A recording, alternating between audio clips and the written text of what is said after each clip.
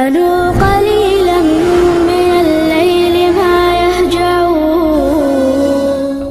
Nah, FDP hadir sejak Ramadan sampai dengan hari ini. Alhamdulillah, kita sudah menempatkan 3 orang dai, tentunya dengan semangat yang luar biasa. Forum dakwah perbatasan menghimpun dana demi melancarkan program mulia ini.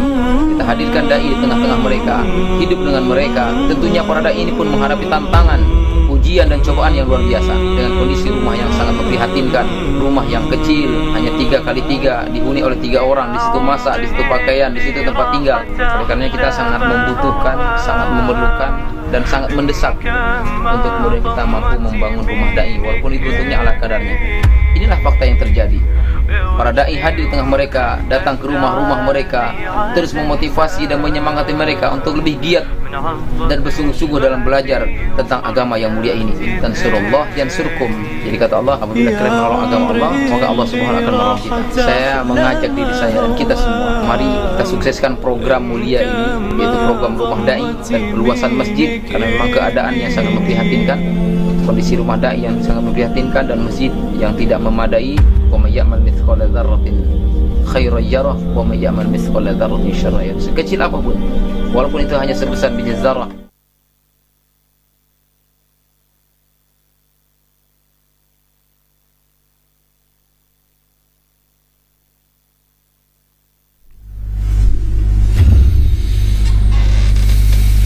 Assalamualaikum warahmatullahi wabarakatuh. Waalaikumsalam. Alhamdulillah, alhamdulillah, segala puji berserta syukur kehadirat Allah Subhanahu wa taala, Allah yang telah melimpahkan rahmat beserta karunia-Nya sehingga kita dapat hadir mendengarkan dan menyaksikan program 1 jam bersama Ustadz ini di program Radio Getanyo 95,0 FM. Selawat beriringan salam kepada Rasulullah sallallahu alaihi wasallam dan kepada seluruh sahabat-sahabatnya. Baiklah, para pendengar Radio Getanyo 95,0 FM yang kami cintai, kali ini kita membahas dalam 1 jam bersama Ustadz ini tentang tema bab taharah bersama narasumber kita, yaitu Ustadz Akmaluddin S.Hum. Bagaimana kabarnya Ustadz? Alhamdulillah, baik, sehat. Masya Allah, pagi-pagi kita sudah mulai talk show nih Ustadz ya. Iya, insyaallah semoga berkah. Amin, amin, amin. Ustadz, kalau misalnya agak terlalu capek datang ke sini, boleh minum dulu Ustadz. Baik, terima kasih Ustaz Ahmad Rinaldi. Baik, Ustadz, dalam bab taharah ini kita telah membahas yang program pada yang ke belakang, pertemuan ya, sebelumnya ke belakang ya. Nah, kali ini juga membahas tentang bab taharah karena lanjutan ya, karena beberapa pertanyaan belum sempat terjawab dan mungkin penjelasan juga terbatas ya, karena waktu nih Ustadz. Kami mohon maaf. Nah, ini Ustadz, kami mohon juga ini Ustadz untuk dapat menjawab beberapa pertanyaan yang memang sudah kami siagakan ini. Baik, terima kasih Ustadz. Baik, tentang bab taharah ini kami ingin bertanya Ustadz, apa pentingnya taharah dalam kehidupan kita? Baik Ustadz, kami persilahkan. Baik, terima kasih Ustaz Ahmad Rinaldi. Bismillahirrahmanirrahim. Assalamualaikum warahmatullahi wabarakatuh. Waalaikumsalam warahmatullahi wabarakatuh. Alhamdulillah, alhamdulillahi rabbil alamin. Wassalatu wassalamu ala asyrafil anbiya'i wal mursalin wa ala alihi wa ashabihi ajma'in. Amma ba'd. Asyhadu an la ilaha illallah wahdahu la syarikalah wa asyhadu anna Muhammadan abduhu wa rasuluh la nabiyya ba'dah ila yaumil qiyamah. Puji syukur senantiasa selalu kita panjatkan kehadirat Allah Subhanahu wa taala, selawat dan salam kepada baginda Nabi besar Muhammad sallallahu alaihi wasallam, dan juga kepada keluarga dan sahabatnya Rasulullah, kepada para tabi'in, tabi'in, dan juga kepada ulama mutaqaddimin, ulama mutaakhirin, serta ulama akhir zaman yang masih ada, 1 atau 2 orang lagi di atas permukaan bumi ini, yang tak pernah henti-hentinya, tak pernah bosan-bosannya dalam mensyiarkan dakwah Islam ini demi umat ini selalu bisa mengenal siapa Allah, siapa Rasulullah, dan bagaimana cara kita beribadah kepada Allah Subhanahu wa taala. Terima kasih kami ucapkan sebelumnya kepada Ustadz Ahmad Rinaldi telah mempertemukan kita kembali pada pagi yang berbahagia ini. Allah telah mempertemukan kita, yaitu di Radio Gitanyo Berjaya Bersama Umat 95,0 FM. Semoga apa yang kita sampaikan nantinya ke depan itu bisa bermanfaat, terutama untuk pribadi kami sendiri dan untuk kita semua, seluruh pendengar Radio Gitanyo dan channel YouTube FDP TV dimanapun berada. Ini adalah pembahasan lanjutan yang pertama dari yang sebelumnya, yaitu pembahasan taharah. Sebelum kami menjelaskan tentang taharah, kami juga minta ribuan maaf kepada seluruh pendengar Radio Gitanyo dimanapun berada, jika nantinya ada terdapat kesalahan kami dalam berucap ataupun keterbatasan ilmu kami juga mohon bimbingan dan koreksinya dari guru-guru dan seluruh pendengar dimanapun berada. Baiklah, kita melanjutkan tentang taharah. Jadi ada satu pertanyaan tadi kan, apa pentingnya taharah dalam kehidupan kita? Betul, Ustaz. Apa pentingnya taharah dalam kehidupan kita? Jadi sebelum kami menjelaskan tentang apa pentingnya taharah, jadi setiap kita ingin melakukan ibadah wajib, kan? Ibadah wajib itu kalau kita kotor, kita berhadas atau bernajis, maka kita wajib bersuci. Karena Rasulullah SAW bersabda, rahmat kan, Rasulullah SAW bersabda, yaitu miftahus shalah at-tuhur. Apa itu, Ustaz? Miftahus shalah at-tuhur artinya kunci salat itu adalah bersuci. Kunci salat itu adalah bersuci. Bagaimana kita akan masuk ke dalam sebuah rumah nih, perumpamannya Ustaz Ahmad, kita masuk ke dalam sebuah rumah, ya rumah itu walaupun ada pintunya tapi kuncinya nggak ada. Oh iya. Gimana cara masuknya? Kalau masuk pun maling Ustaz. Nggak bisa kita masuk kan, Ustaz Ahmad. Jadi begitu juga dalam salat. Bagaimana kita hendak melakukan salat sementara kunci salat itu belum kita punya. Belum punya pada kita. Maka mesti kita bertaharah, bersuci. Rasulullah SAW juga bersabda di dalam hadis yang lain, yaitu at-tahuru syatrul iman. Syatrul iman. Jadi taharah itu adalah sebahagian daripada iman. Maka ini kaitannya dalam pentingnya taharah itu dari dalam kehidupan kita sehari-hari. Taharah itu adalah sebahagian dari iman. Maknanya apa? Ini di sini ada dijelaskan di dalam kitab Fiqhul Islam Wadilatuhu karangan Profesor Dr. Wahbah Zuhaili, itu dijelaskan bahwa taharah itu amat penting di dalam Islam itu. Baik taharah hakiki ataupun taharah hukmi.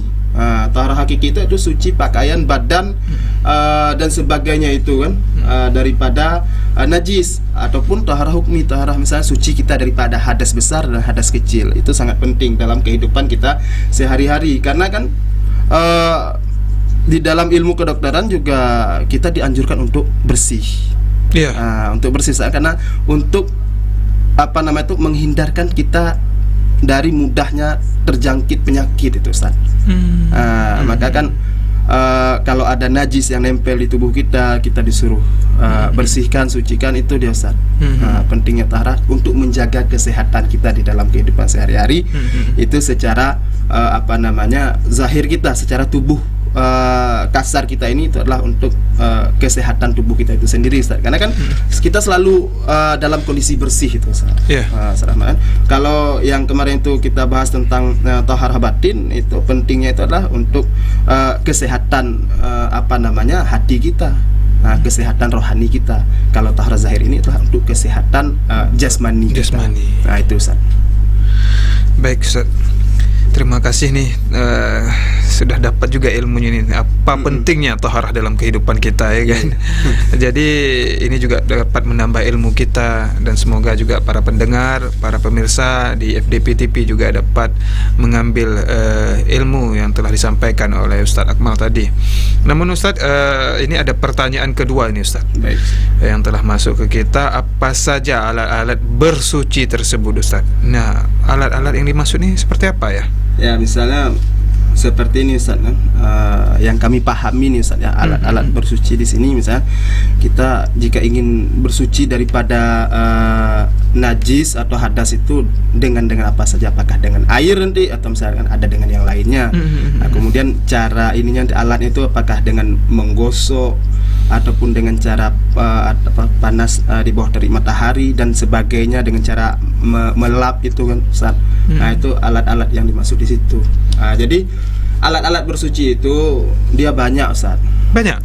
Salah satunya itu air mutlak. Udah jelas lah, dengan air mutlak itu kan kita bersuci dengan air mutlak. Air mutlak itu apa Ustaz? Air mutlak sebenarnya kami akan jelaskan nanti di jenis-jenis air. Oh gitu ya, baik-baik. Tapi tidak masalah. Kita akan jelaskan sedikit. Boleh. Air mutlak itu adalah air yang belum terkontaminasi dengan yang lain. Yang belum terkontaminasi dengan yang lain, air itu yang masih utuh sendirinya. Belum berubah sifat air itu, warna air ataupun rasa air itu. Ini kalau air yang ada di depan kita ini Ustaz, ini bukan air mustakmal lagi nih Ustaz. Oh ya. Kenapa Ustaz? Karena sudah sudah berubah dari kemutlakan air itu. Karena sudah bercampur. Biasanya ini airnya putih, ini berubah menjadi warnanya karena teh ya. Agak warna teh. Ini dinamakan dengan air teh kan. Oh iya.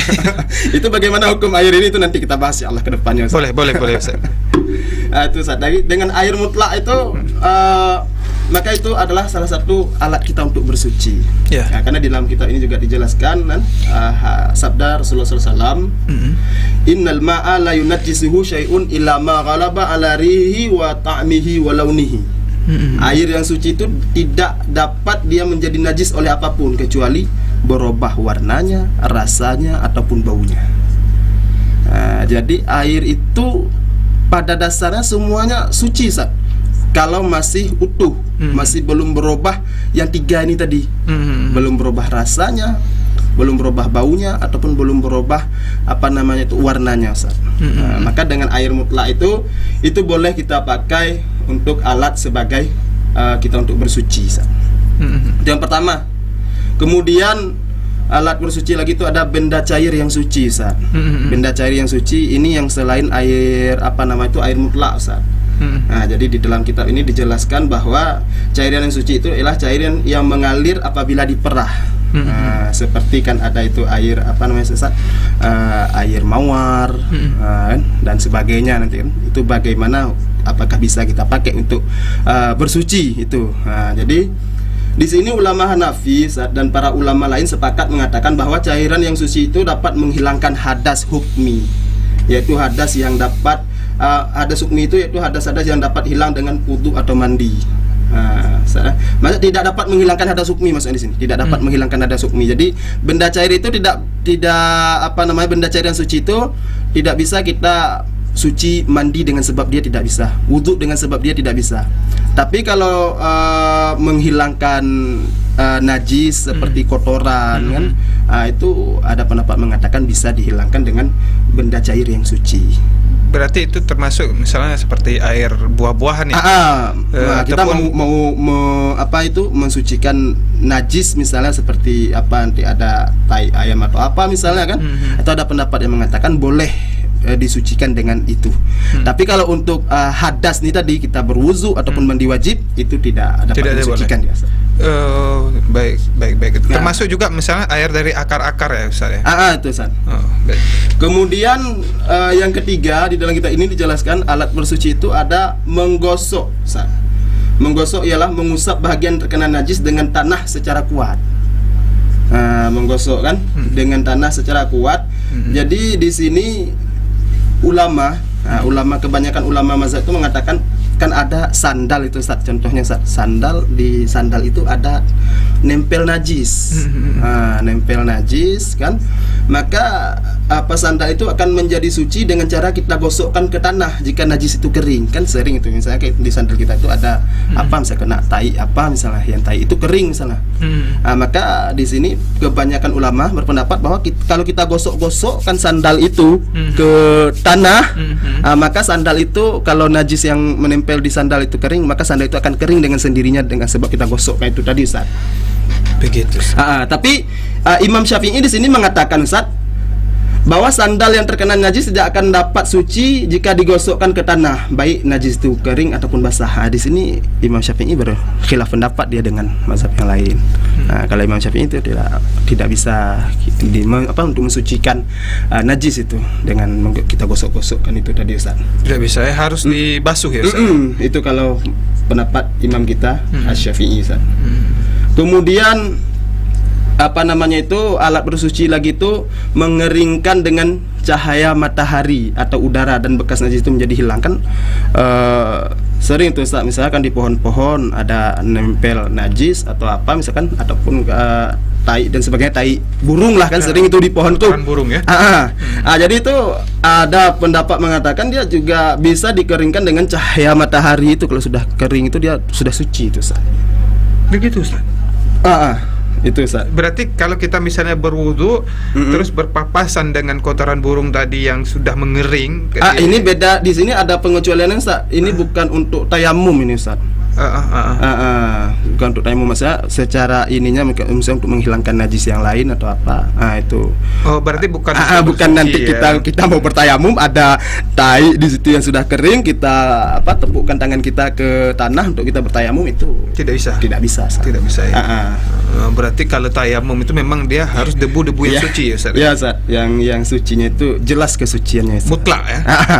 Betul.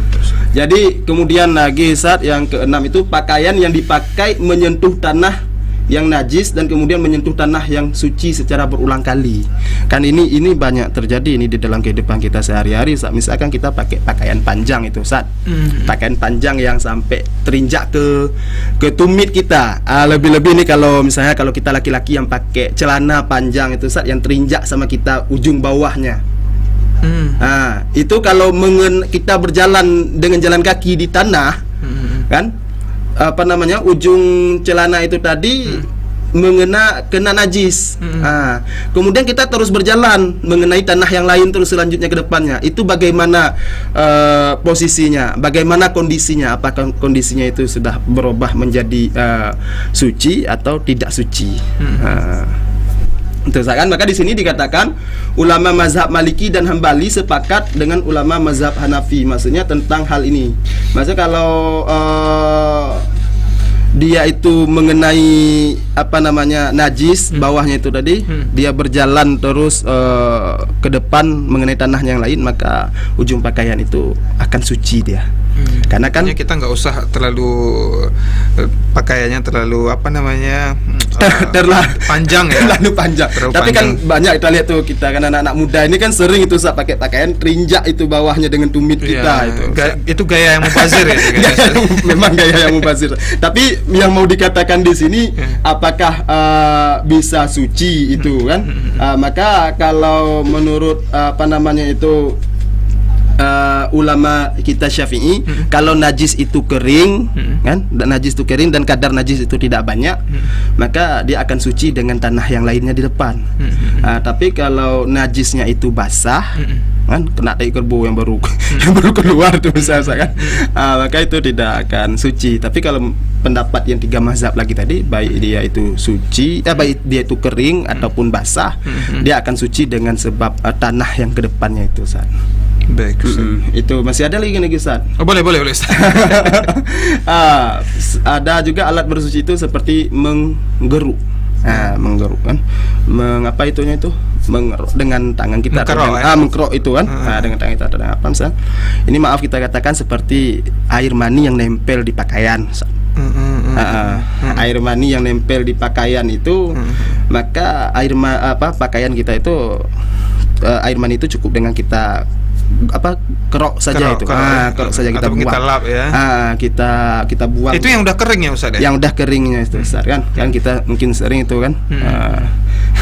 Itu untuk Ustaz. Jadi ulama Maliki sepakat dengan ulama Hanafi mengenai najis mani. Jadi Maliki sama Hanafi sepakat ya bahwa mani yang bekas mani yang di pakaian itu adalah najis itu, Ustaz. Kalau ulama Syafi'i, mani itu suci. Terus kan. Kemudian alat-alat bersuci lagi, Ustaz. Yang dikatakan di sini adalah istihalah, ataupun istihalah ini dia berubah dengan sendirinya, Ustaz. Seperti kan ada itu darah kijang kadang-kadang berubah dia menjadi minyak kasturi, kalau dijelaskan di sini dia kan berubahnya itu dengan sendirinya. Itu juga bisa dikatakan suci. Ataupun nanti kan ada tai binatang yang menjadi abu karena dibakar. Gitu karena ya. dibakar, maka kotoran hewan tadi bisa menjadi abu. Ini menurut pendapat yang dikatakan di dalam kitab ini Fiqhul Islam wa Adilatuh ini, Ustaz. Jadi mungkin itu saja, Ustaz. Mungkin ada nanti yang lain-lainnya insyaallah akan kita tambah lagi, Ustaz.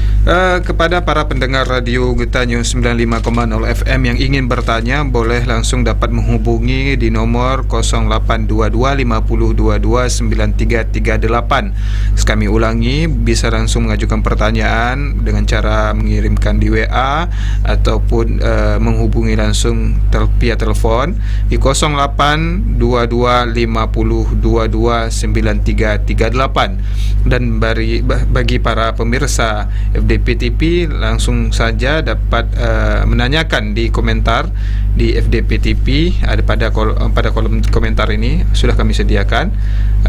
Mungkin insyaallah nantinya akan dapat dijawab oleh Ustaz Akmal tentang bab taharah ini. Baik, Ustaz Akmal, ini ada pertanyaan yang ketiga ini saya bacakan. Ada berapa pembagian air jika kita lihat dari segi jenisnya? Nah, ini tolong dijawab, Ustaz. Baik, Ustaz. Terima kasih atas pertanyaan yang telah ada yang bertanya kepada kami tersebut. Sangat luar biasa pertanyaan. Jadi pertanyaannya, ada berapa pembagian air jika dilihat dari segi jenisnya, kan? Jadi dari segi jenisnya itu air terbagi kepada 4, Ustaz. Air terbagi kepada 4. Ada yang dikatakan dengan air suci lagi menyucikan, tahirun mutahirun, kan? Air suci lagi menyucikan itu adalah air mutlak tadi itu, Ustaz. Jadi air mutlak itu adalah air suci yang menyucikan. Dia suci pada dirinya, air itu suci dan bisa mensucikan yang lain dengan air tersebut. Maka air mutlak itu, itulah tadi yang kami jelaskan, air yang belum terkontaminasi dengan yang lain. Jadi air mutlak itu belum terkontaminasi dengan yang lain, itu dia ada 7 macam air. Kan yang sudah kami sebutkan sebelumnya, ada air laut, ada air hujan, kemudian ada air sungai, ada air telaga, ada air mata air, ada air embun, dan ada air salju. Jadi ke-7 macam air itu, Ustaz, jika dia masih utuh pada sifat dasarnya, maka air itu adalah air mutlak. Dan air mutlak itu boleh kita pakai untuk semuanya. Boleh kita pakai untuk bersuci, kan, bersuci hadas besar, hadas kecil, suci najis, dan juga bisa kita pakai untuk minum dan segalanya itu, konsumsi ya, konsumsi itu adalah air mutlak, Ustaz. Kemudian yang kedua itu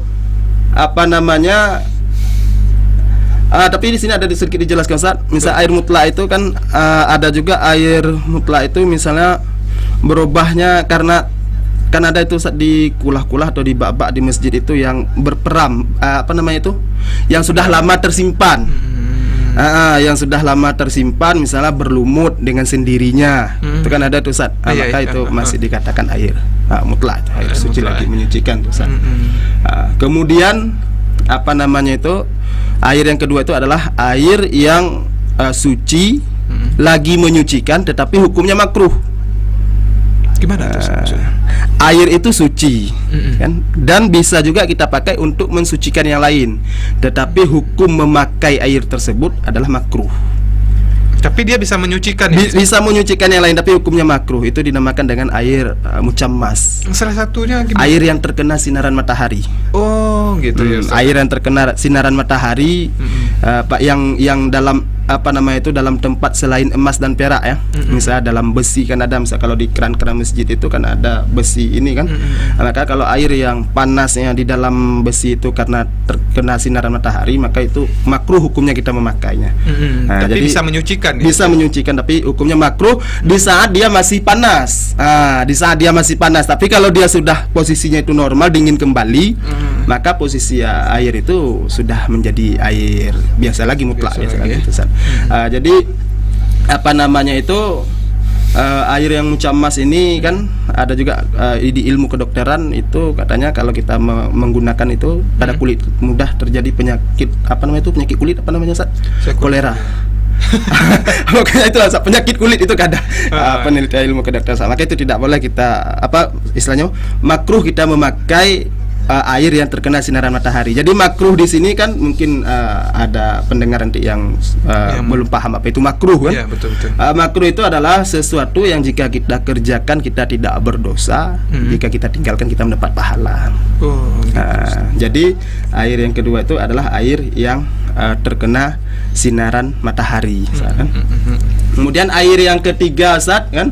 Air yang ketiga adalah air yang suci tetapi tidak mensucikan. Air yang suci tetapi tidak mensucikan itu dia terbagi kepada dua, Ustaz. Air itu suci, pada dirinya suci, bisa kita pakai untuk minum. Kan air itu suci dia, bisa kita pakai untuk minum dia, bisa kita pakai untuk masak, seperti air ini tadi nih, Ustaz.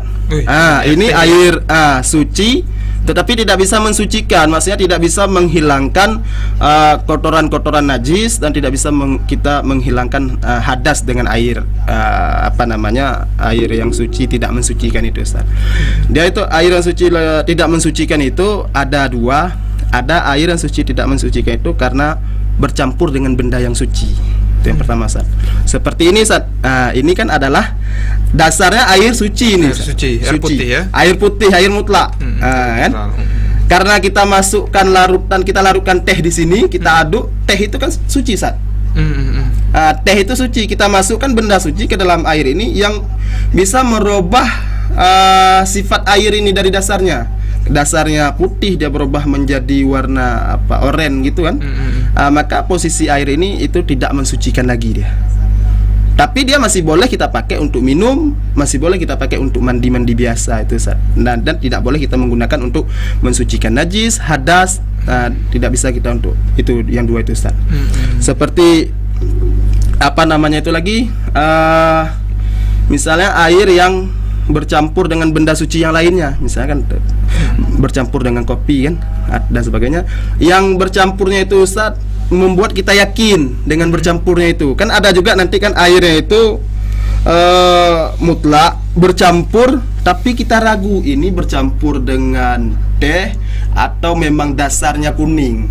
Jadi untuk mengetahui itu dia bercampur dengan teh atau tidaknya itu bukan kita yang menentukan. Kalau kita kan ada melihat, Ustaz, maka kita suruh kepada orang lain, misalnya coba lihat ini air apa, kita tanya kepada orang lain.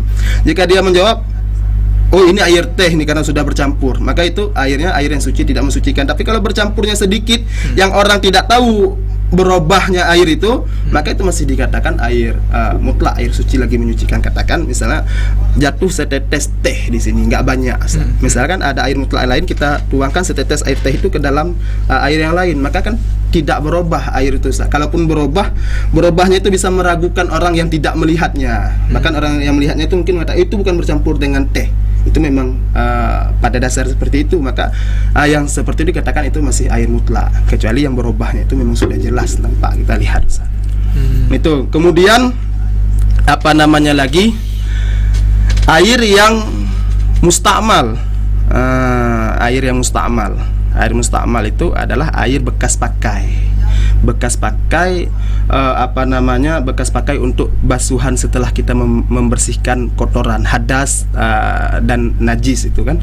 Bekas pakai itu, air itu dikatakan dengan air mustakmal, air bekas pakai. Maka air mustakmal itu tidak boleh kita pakai untuk bersuci. Tidak boleh kita pakai untuk bersuci itu kan. Kemudian yang keempat adalah air yang mutanajis.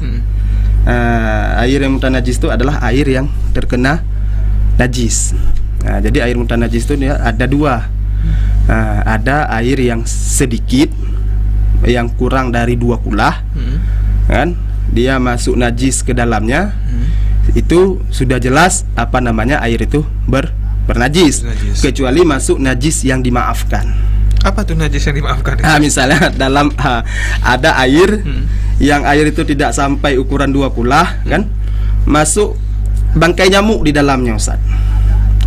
Masuk bangkai nyamuk di dalamnya. Bangkai nyamuk itu dimaafkan itu, Ustaz? Itu dimaafkan. Dia hewan atau binatang yang darahnya tidak mengalir, Ustaz. Nah, itu dimaafkan di dalam air. Kan nyamuk itu darahnya tidak mengalir itu, Ustaz. Maksudnya tidak banyak. Tidak banyak.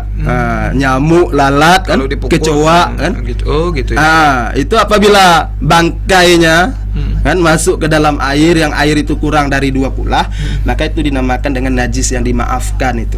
Maka airnya tetap suci. Itu apa namanya?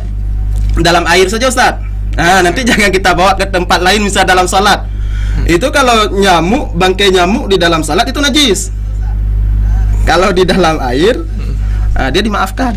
Di dalam salat kan kita sering itu, mungkin saat kita lagi salat digigit sama nyamuk, kita pukul, mati nyamuk di tangan kita itu, maka itu sudah batal salat kita, sudah bernajis.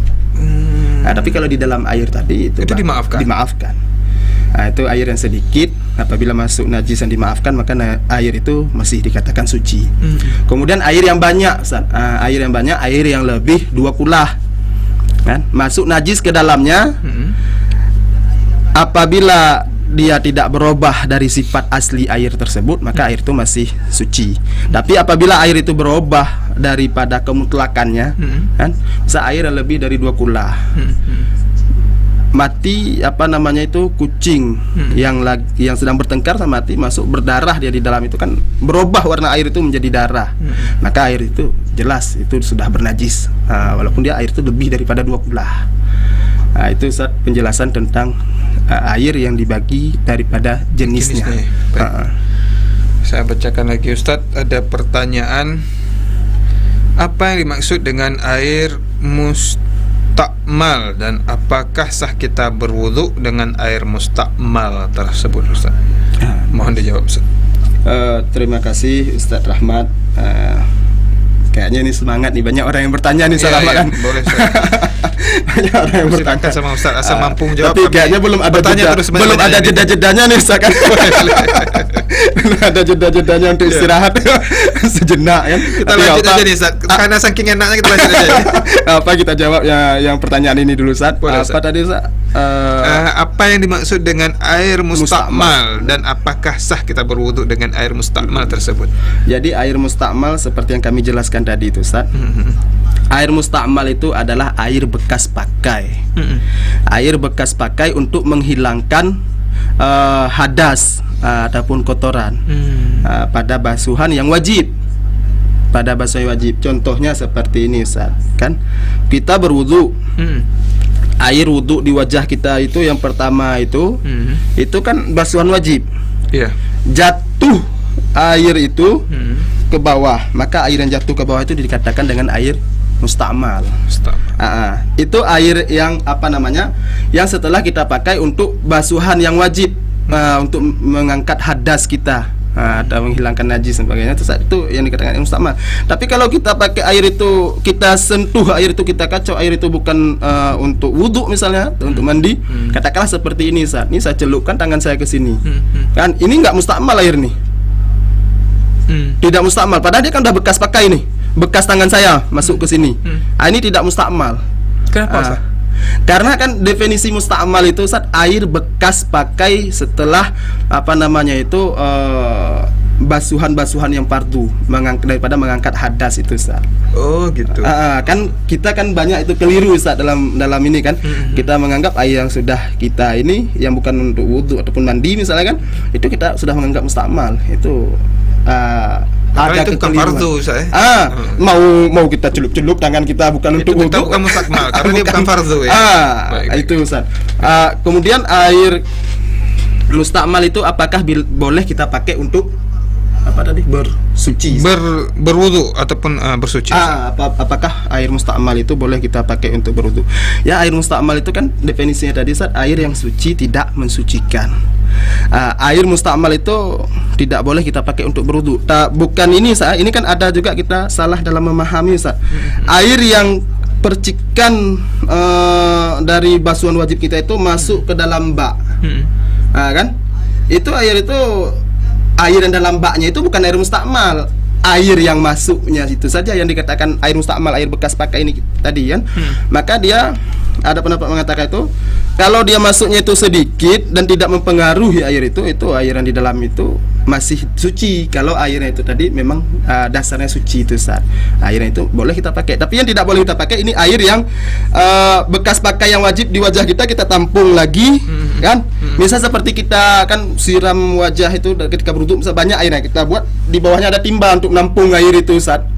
Maka air tampungan yang di bawah itu kalau kita gunakan lagi untuk berwudu itu tidak sah. Tidak sah ya? Untuk yang basuhan wajibnya. Oh gitu. Untuk yang basuhan wajibnya itu tidak sah. Baru kapan sah air yang mustakmal itu? Kan? Sebenarnya nanti ada di pembahasan selanjutnya jika kita boleh jika ada pertemuan lagi sama kami, insyaallah saya jelaskan singkat saja nih kan. Air yang mustakmal itu, air yang bekas pakai itu boleh kita pakai lagi untuk bersuci apabila kita kumpulkan dan lebih dia dari 2 kulah. Kalau air itu lebih dari 2 kulah, maka dengan sendirinya air itu udah mutlak lagi dia Ustaz. Air yang bekas pakai kan.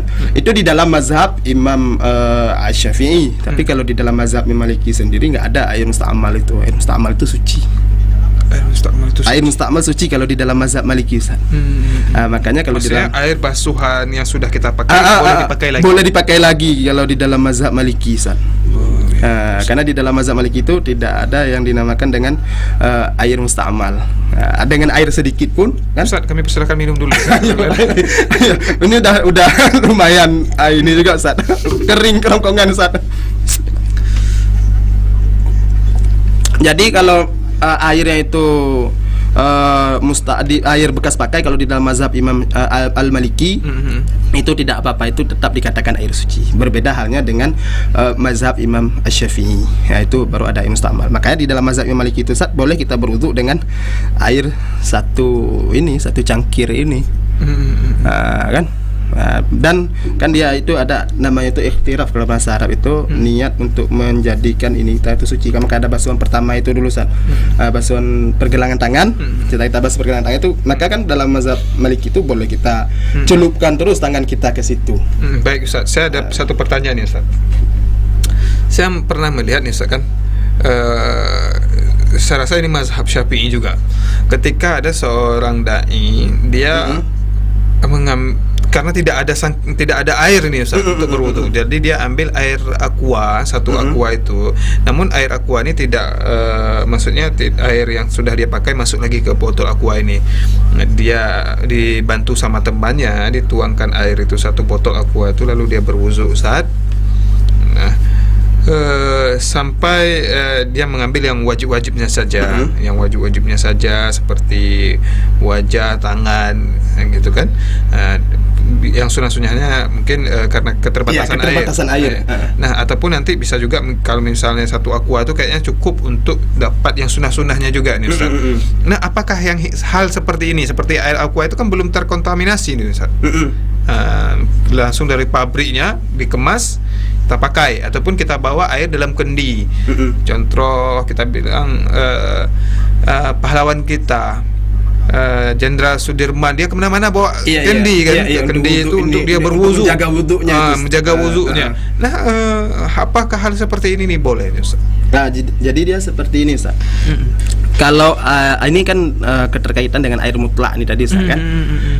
Jadi air itu kalau belum bercampur dengan apapun, dengan benda suci apapun, kalau kita yakini air itu belum bercampur, maka air itu masih asli, masih mutlak itu. Masih mutlak. Bisa untuk berwudu nih Ustaz. Bisa untuk berwudu. Kalau kita meyakini air dalam botol aqua itu tadi tidak dicampur dengan obat dan sebagainya, kan?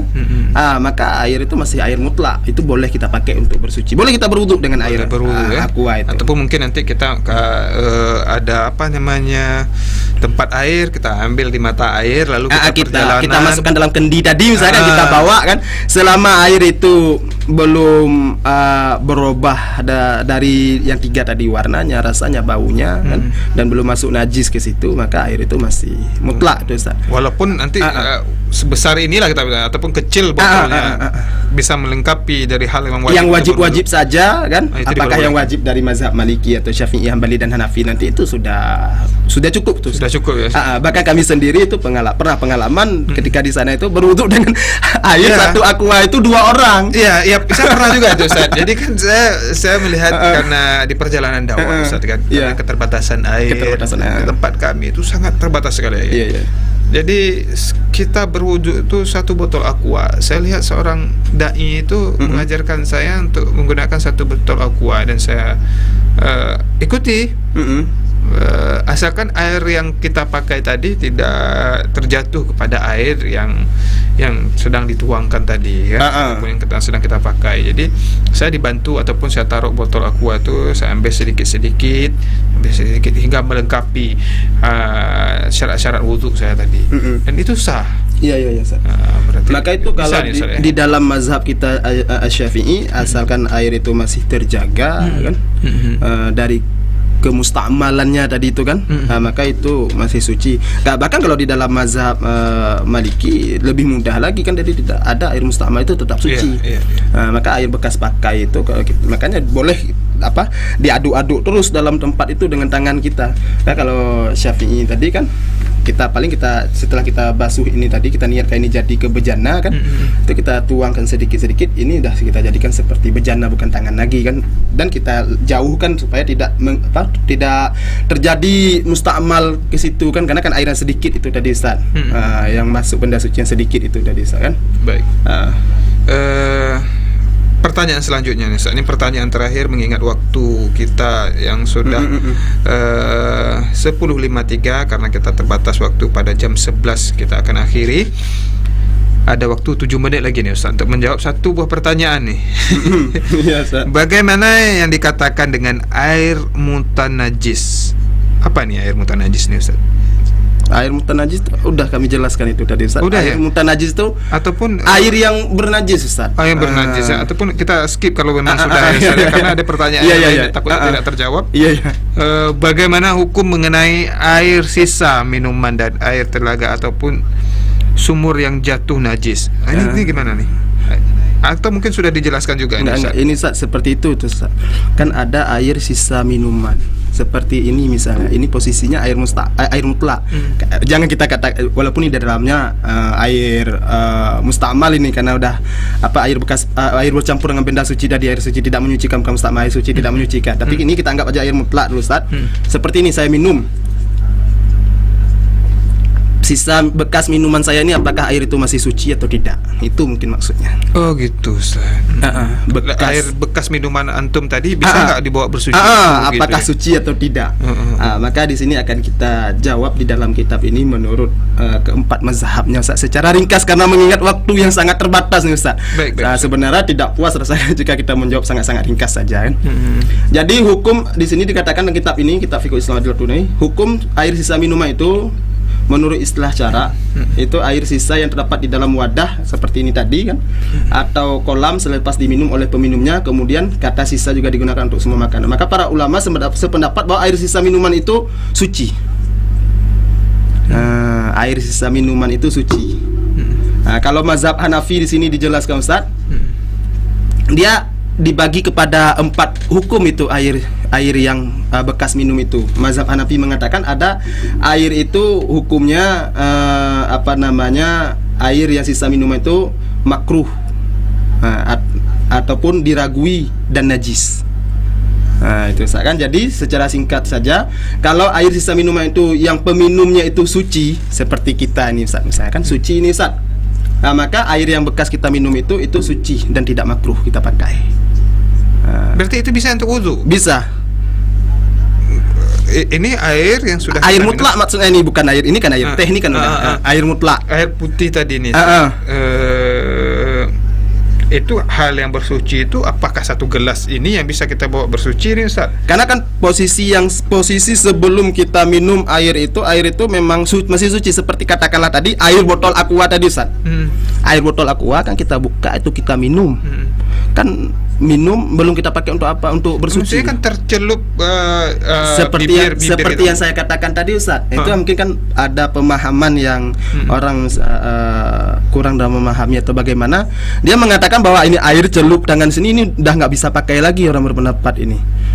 Nah kan, padahal kan yang dikatakan air musta'mal itu kan air yang bekas pakai yang wajib-wajib tadi itu. Oh, yang bercampur dengan air bekas pakai. Itu Ustaz. Oh begitu, saya kira. Kalau ini untuk minum itu kan kita bukan wudu itu minum itu. Kirain gini Ustaz, ataupun organ tubuh kita mengenai air ini sudah jadinya mustakmal. Rupanya bukan Ustaz. Bukan. Air yang menetes setelah bekas pakai wudu kita ataupun air bekas pakainya itu yang mustakmal Ustaz, bukan yang menetes. Air yang bekas pakainya itu yang mustakmal. Kalau air bekas pakai itu masuk ke dalam bak, kan kalau airnya itu sedikit kan, maka ada pendapat mengatakan itu air itu masih suci, karena kan yang mustakmal itu yang setetes itu bukan dalam kulahnya itu.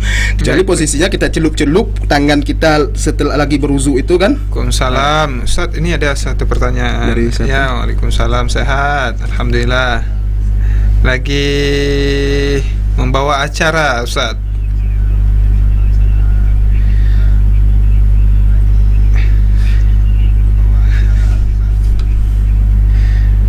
Boleh, insyaallah nih Ustaz, insyaallah.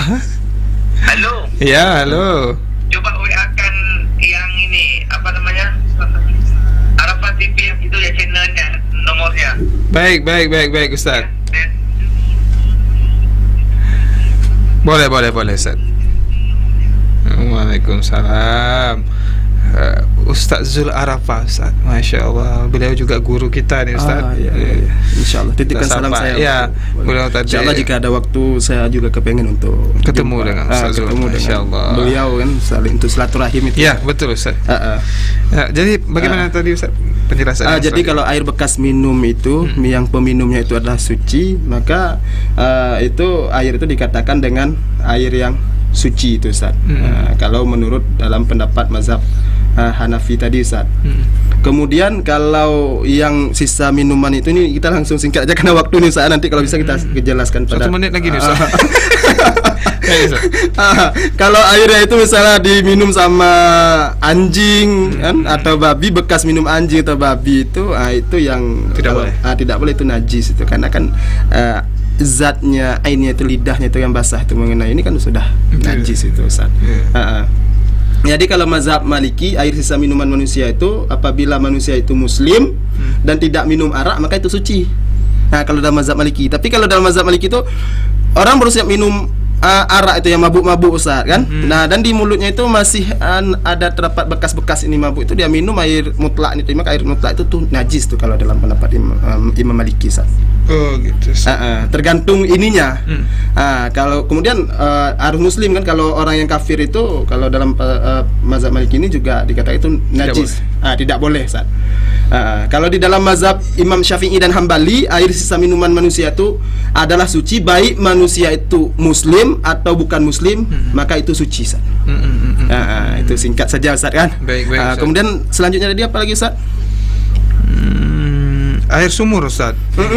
Air sumur yang masuk itu najis Ustaz kan. Maka kalau di dalam pendapat Maliki, apabila binatang najis yang jatuh ke dalam telaga atau sumur menyebabkan air itu berubah, maka air itu kita buang semuanya Ustaz. Air dalam sumur itu misalnya jatuh najis, jatuh hewan mati yang berdarah lah katakan, dan air dalam sumur itu berubah semuanya, sudah berubah dari asal kan. Maka kalau dalam pendapat Imam Maliki, maka itu kita buang airnya ke semua air itu sampai kering, kemudian nanti kan keluar air yang lain lagi, itu air yang lain itu baru suci. Seperti itu dia cara menyuci Ustaz. Kalau menurut pendapat ulama Syafi'i dan Hambali, air yang tergenang ataupun yang mengalir sama saja dari segi perbedaan sedikit dan banyaknya. Air yang kurang dari 2 kulah menjadi najis apabila terkena najis yang berpengaruh. Jadi kalau dalam air telaga itu, kalau pendapat Imam Syafi'i, maka dia lihat kondisinya itu. Kalau kondisi air itu bisa berubah lagi dengan semula tadi, maka ketika berubah dengan semula itu dia akan suci Ustaz. Ataupun nanti dengan ini kita buangkan dengan kadar yang najisnya itu saja. Kemudian apabila sudah berubah, sudah utuh lagi, maka itu suci. Itu kalau airnya itu misalnya banyak itu Ustaz. Kalau ini maka kita kalau nanti ada ukurannya Ustaz. Ini mengingat waktu ini Ustaz kan. Bagaimana air yang dikatakan banyak dalam telaga itu kan, dalam sumur itu bagaimana air yang dikatakan sedikit Ustaz kan. Insyaallah sebelum kita lanjut pembahasan, jika Allah mengizinkan kita bertemu itu kan, pembahasan selanjutnya kami juga akan membahas tentang mungkin najis nanti Ustaz kan. Nah, itu kan ada kaitannya dengan ini, cara mensucikan najis pada telaga itu. Insyaallah nanti akan kita sisipkan di situ Ustaz. Baik, karena mengingat waktu sudah lewat, maka hanya ini yang dapat kami sampaikan. Lebih dan kurang kami minta maaf. Jadi intinya kesimpulannya itu, kita di dalam kehidupan sehari-hari ini sangat-sangat dianjurkan untuk kita hidup bersih. Kita hidup dalam kondisi yang terjaga daripada najis-najis dan kotoran-kotoran Ustaz. Maka itulah pentingnya taharah dalam kehidupan tadi itu adalah untuk menjaga kesehatan kita, untuk kita tidak mudah terjangkit penyakit Ustaz. Maka itulah indahnya Islam itu Ustaz. Indah sekali Islam. Indah Islam Ustaz. Indahnya Islam Ustaz. Jadi lebih kurang kami minta maaf Ustaz Rahmat Rinaldi, terima kasih telah memberikan kesempatan untuk kami kali yang kedua di Radio Getanyo 95,0 FM, di mana ada kata-kata kami salah dalam penyampaian tadi. Kami juga minta ribuan maaf kepada semua pendengar yang budiman, pendengar setia Radio Getanyo, dan di mana ada nanti pembahasan ataupun penyampaian kami yang kurang detail atau kurang lengkap juga boleh dikomentari di kolom komentar channel YouTube FDP TV. Betul. Kami akhiri billahi taufiq wal hidayah. Assalamualaikum warahmatullahi wabarakatuh. Waalaikumsalam warahmatullahi wabarakatuh. Syukran jazakallahu khair Ustadz Akmal yang telah berbagi ilmu di Radio Getanyo ini dalam program acara 1 jam bersama Ustadz, dan juga untuk para pemirsa FDP TV yang mana nantinya atas penyampaian Ustadz semoga menambah ilmu pengetahuan bagi kita, menambah keimanan, semoga kita selalu hidup dalam kesucian. Amin ya rabbal alamin. Baik Ustaz, saya selaku host dan kru yang bertugas pamit undur diri, di mana nantinya penyampaian saya mungkin ada yang salah. Kami mohon juga diperbanyak maaf, dan kami berharap juga kepada Ustadz untuk dapat terus hadir pada undangan-undangan kami yang selanjutnya. Insya Allah Ustaz, jika Allah mengizinkan untuk kita bertemu. Semoga pada kesempatan selanjutnya Ustaz. Baik Ustaz. Baiklah para pemirsa ataupun para pendengar Radio Getanyo 95,0 FM, kami pamit undur diri dengan mengucapkan assalamualaikum warahmatullahi wabarakatuh. Waalaikumsalam warahmatullahi wabarakatuh.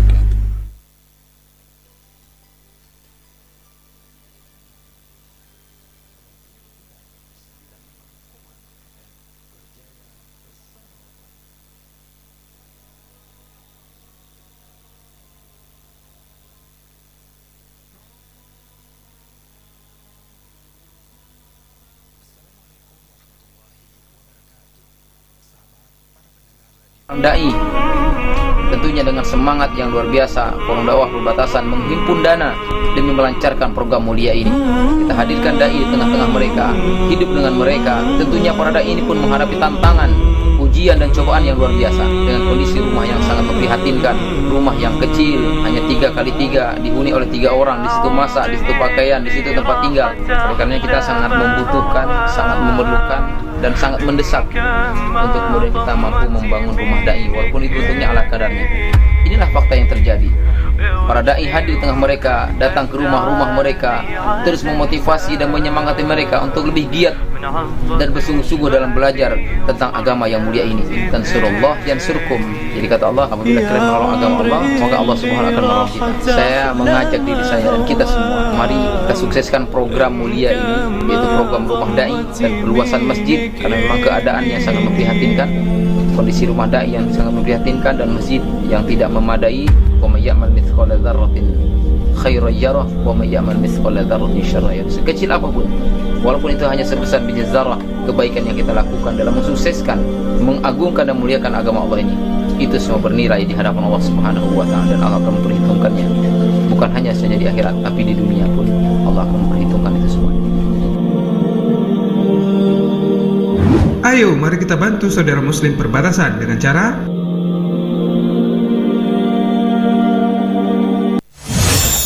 كانوا قليلا